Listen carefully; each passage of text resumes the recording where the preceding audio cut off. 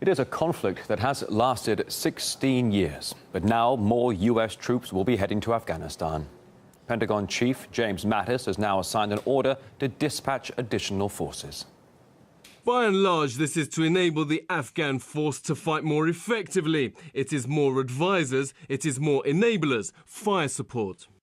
On Wednesday, the U.S. acknowledged it currently has 11,000 military personnel in Afghanistan. That's about 2,500 more than previously stated. The Pentagon insists there's been no increase in troop numbers for the moment, just a change in the way it tallies the total.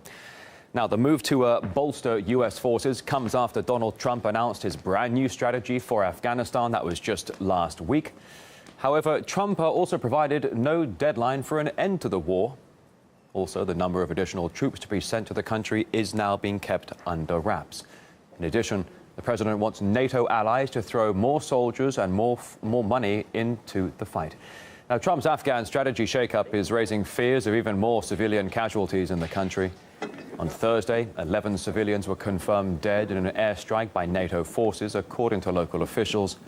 The forces said they were targeting Taliban militants, but locals claim there were no extremists in the area.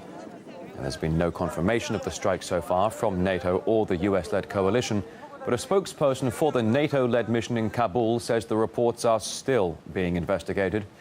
Robert Naiman, policy director at the Just Foreign Policy think tank, says the new strategy will simply lead to more civilian deaths.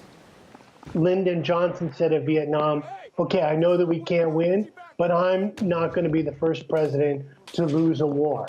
That's the logic of kicking the can down the road. Just keep it going.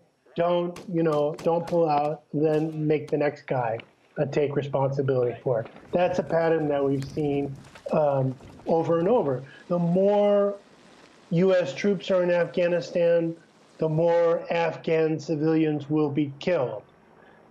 First of all, because there'll be more military operations.